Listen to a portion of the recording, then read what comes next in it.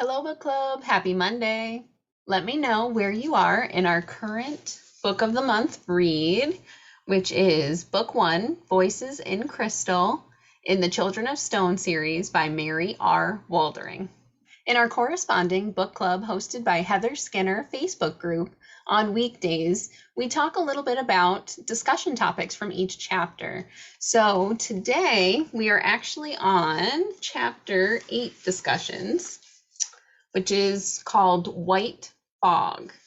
It's actually the last chapter in the breakdown of the parts of the book too. So this is the last chapter in part 1, and then chapter 9 will go on to part 2, which I find the formatting really fun and interesting. If you aren't already a member on our corresponding Facebook group page, the link to go ahead and click and join there as well will be in the description below. Also, while you're here, I really appreciate it if you please like and subscribe to let me know that you're liking these kinds of videos. There are a couple of lines that I'd like to talk about from Chapter 8 of Children in Stone, Voices in Crystal.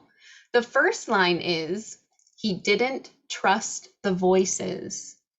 I really like that line and discussing it in general because I noticed there's a kind of its own theme within the chapter, a lot about trust in Chapter 8.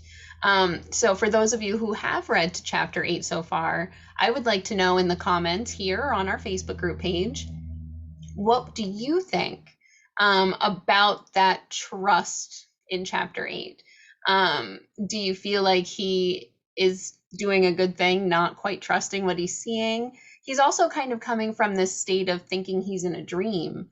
And then I think this is where reality kind of hits him, and he's like, do I trust what is actually in front of me now, and what they're saying and what their intentions are.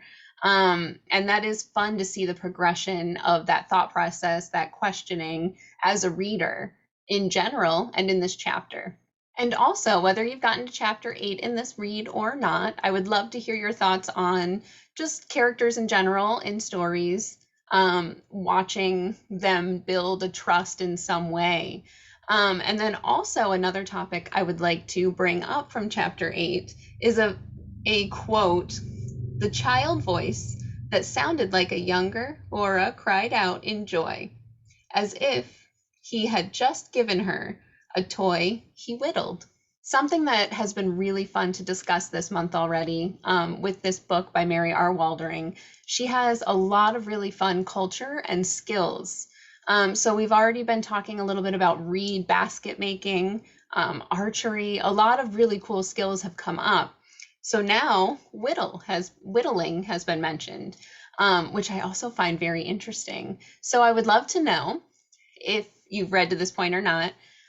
Have you ever had experience with whittling? Do you own something that's been whittled? Have you seen something be whittled, maybe at a fair or a show?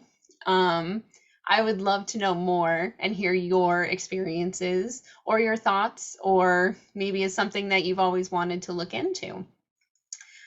So I can't wait to read all of your comments and your discussion topics. And then I will see you each weekday in discussion posts in our Facebook group. And then I'll see you again next Monday for our next video. Thank you so much for watching, and happy reading.